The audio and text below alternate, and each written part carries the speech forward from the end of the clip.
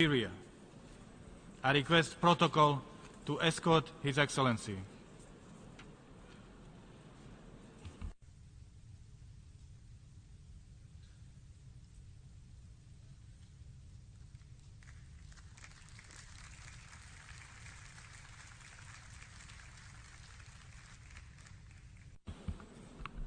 On behalf of the General Assembly, I have the honor to welcome to the United Nations His Excellency Muhammadu Buhari, President of the Federal Republic of Nigeria, and to invite him to address the Assembly.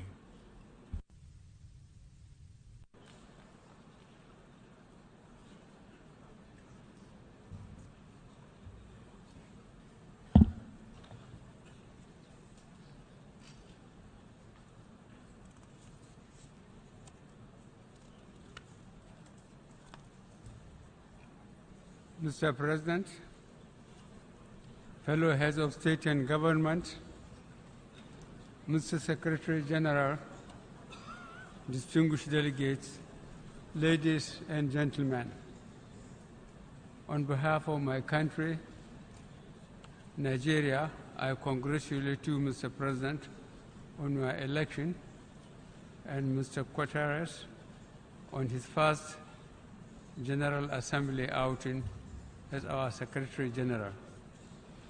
I assure you both of my country's solidarity and cooperation. You will indeed need the cooperation of all member states as we are meeting during extraordinary, troubled, and dangerous times. Let me also thank former Secretary General Mr. Ban Ki-moon for his service to the United Nations and wish him peaceful retirement. Mr. President, the previous year has witnessed many far-reaching developments. Some of the most significant events include the Iran nuclear deal, the Paris Climate Change Agreement, and of grave concern, the North Korean nuclear crisis. Mr. President, I must also commend the United Nations' role in helping to settle thousands of innocent civilians caught in the conflicts in Syria, Iraq, and Afghanistan.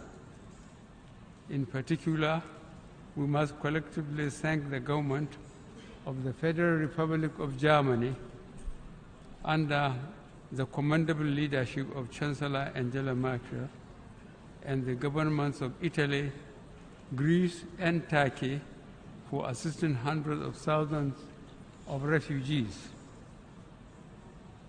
In an exemplary show of solidarity, the international community came together within my own region to assist the countries and communities in the Sahel and the Lake Chad regions to contain the threat posed by Al-Qaeda and Boko Haram. We thank the Security Council for visiting the countries of Lake Chad Basin to assess the security situation and humanitarian needs, and for pledging assistance to rebuild lives and livelihoods. Indeed, in Nigeria, we are providing relief and humanitarian assistance to millions in internally displaced camps and those afflicted by terrorism, drought, floods, and other natural disasters.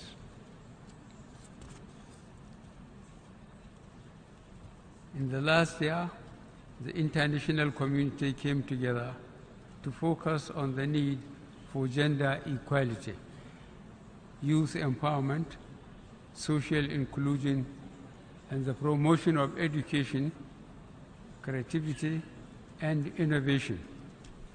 The frontiers of good governance, democracy, including holding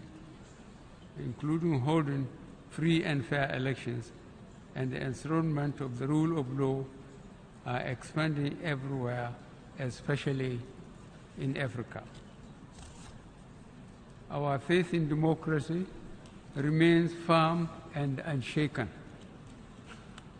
Our regional organization, ECOWAS, came together to uphold democratic principles in the Gambia as we had done previously in Côte d'Ivoire.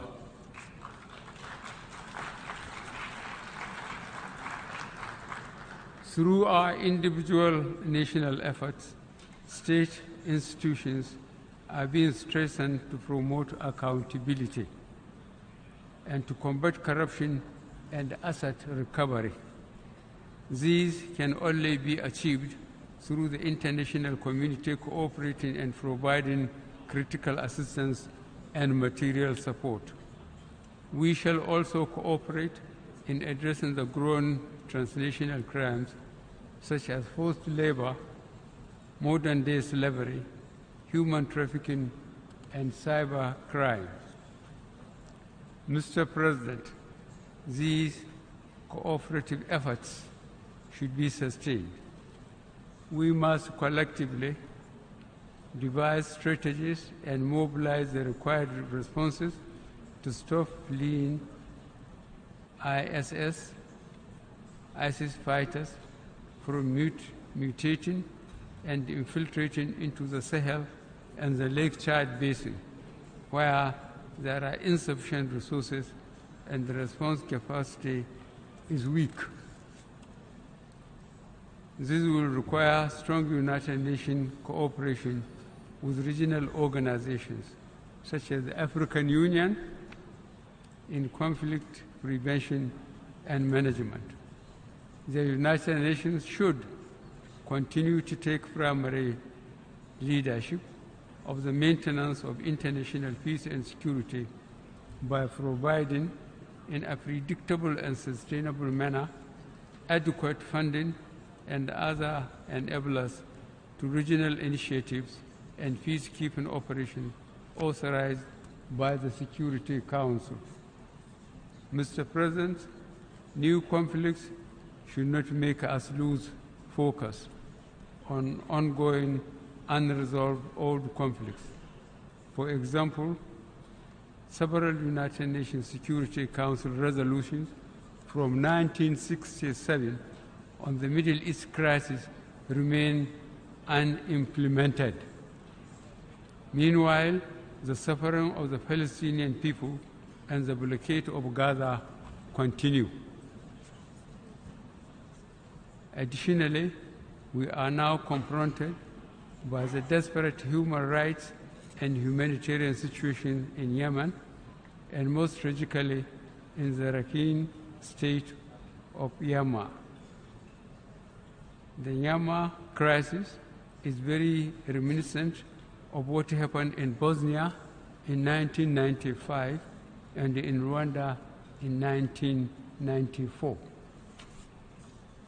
The international community cannot remain silent and do not condemn the horrendous suffering caused by what, from all indications, is a state-backed program of brutal depopulation of the Rohingya inhabited areas in Myanmar on the basis of ethnicity and religion. We fully endorse the call by the Secretary General on the government of the Myanmar to order or halt to the ongoing ethnic cleansing and ensure the safe return of the displaced Rohingya to their homes in safety and dignity.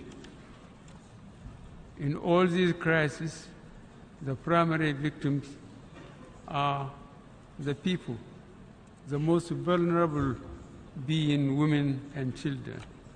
That is why the theme of this session, focusing on people striving for peace and decent life for all on a sustainable planet, is most opposite.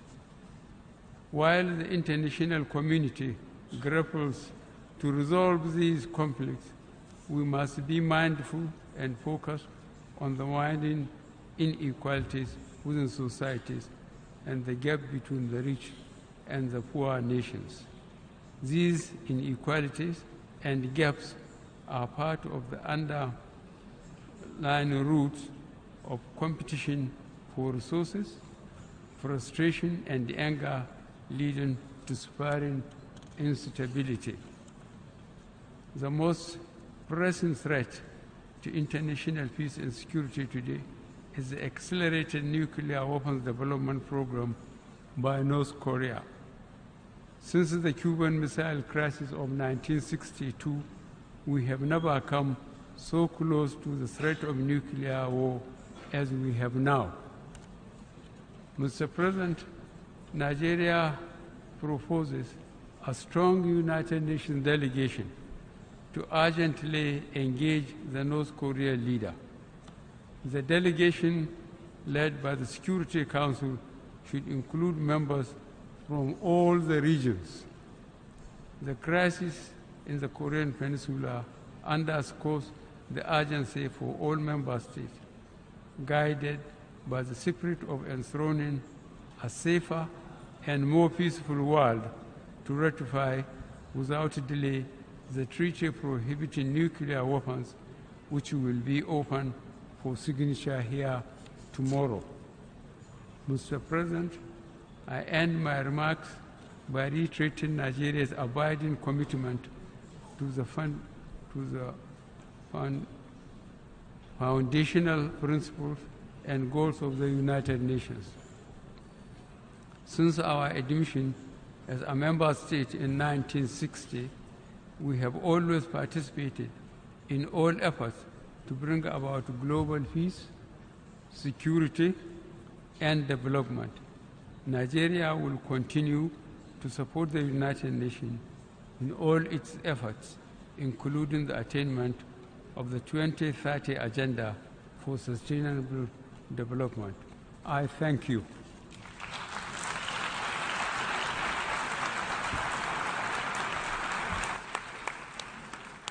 On behalf of the General Assembly, I wish to thank the President of the Federal Republic of Nigeria for the statement just made.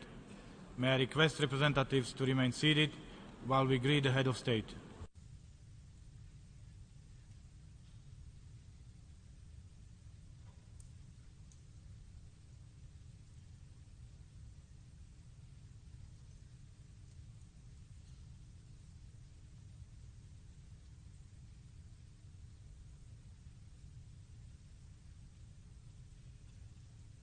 We'll hear an address by His Excellency Miloš Zeman, President of the Czech Republic. I request protocol